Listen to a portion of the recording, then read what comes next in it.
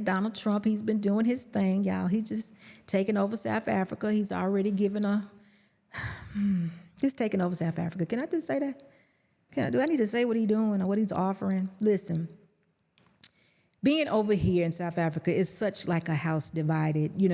I don't know enough about South Africa's culture or history to say what is good and what is not. I'm just going to put that out there.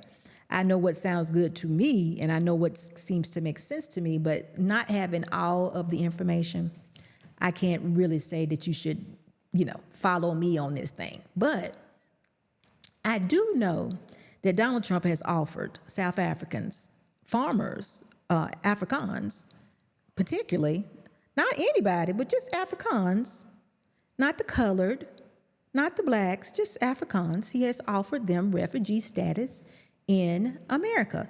What if you're a colored farmer or what if you're a black farmer? Does that mean you can't?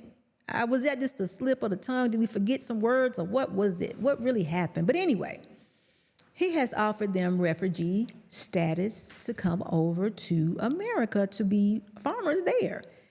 Now, listen, y'all, everybody loves America. Most people absolutely love America. They would love to come and live there because, I've heard such good things about America. I talked to some young girls today and they just are so tickled by America. Chick-fil-A, crumble cookie, they just, they want to experience that American. I'm not going to say that American dream. It's just those things that they see on TikTok, they just absolutely adore and love and just want to have that experience. These are young people. And I totally understand that because I lived in United States all my life. So I can imagine, it was good there, y'all.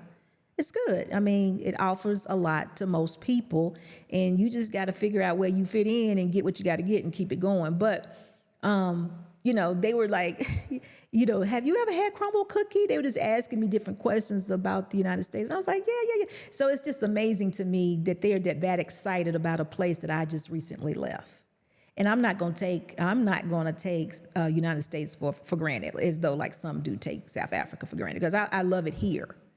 But, he's offered Afrikaans some refugee status to come over and farm there. I guess he's offered them some farmland. I really don't know all the particulars about it.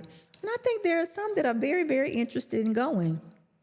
And if that's what you desire, do your research, check out the cost of living, check out your farmland, just check out everything. Just be a very smart consumer because that is what the United States is about. It's about straight capitalism. So you go over there, you in a corporation, you're going to live well. Over here, I've noticed it's a lot about family, your time, things don't move very fast. It's just it's a lot different. So if you go over there, just be ready for a different pace. I'm finding myself, me and Mr. Boss both are finding ourselves having to relax because we are so used to the pace of the United States. So it's definitely different.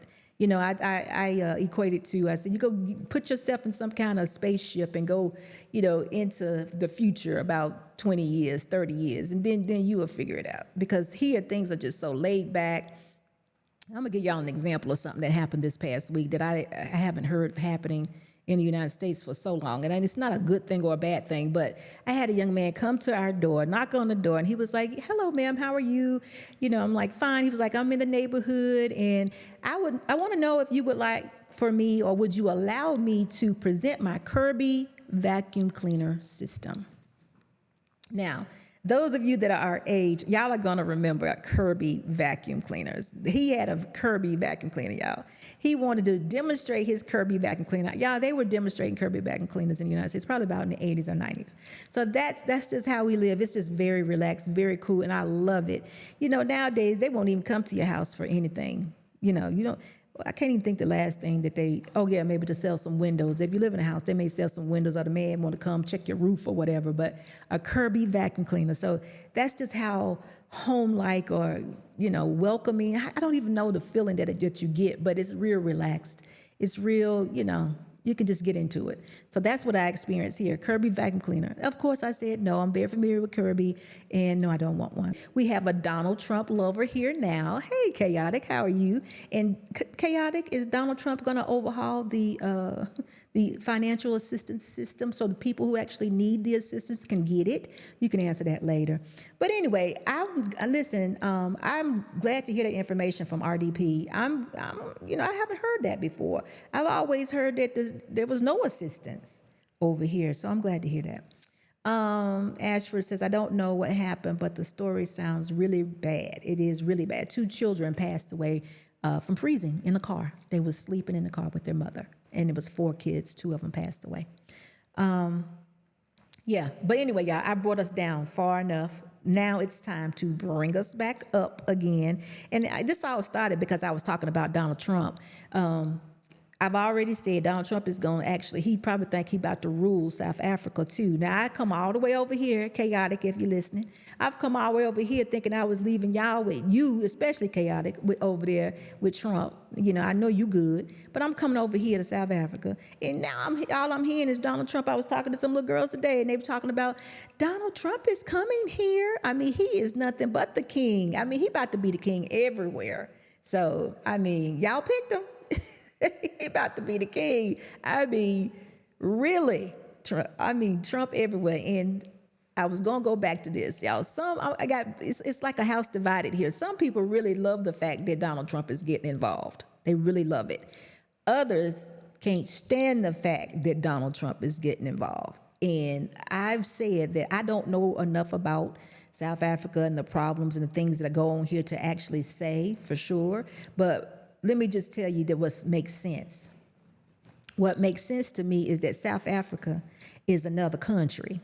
And when you have a totally another country with its own president, you should probably let that president run that country. And when you got yours over there, Donald Trump, you might want to run yours over there. That's all I'm saying. I'm not saying you can't talk about it and give your opinion, but you just went and dived in first. Gosh, I think that's a bit much. I think they need to let the man who run the country over here run the country. And I think they're having another election in 2026. And if he's not doing well and things have not improved or whatever, then they need to vote him out and get somebody else in there. Now, this is just my common sense approach to the situation. I don't know everything.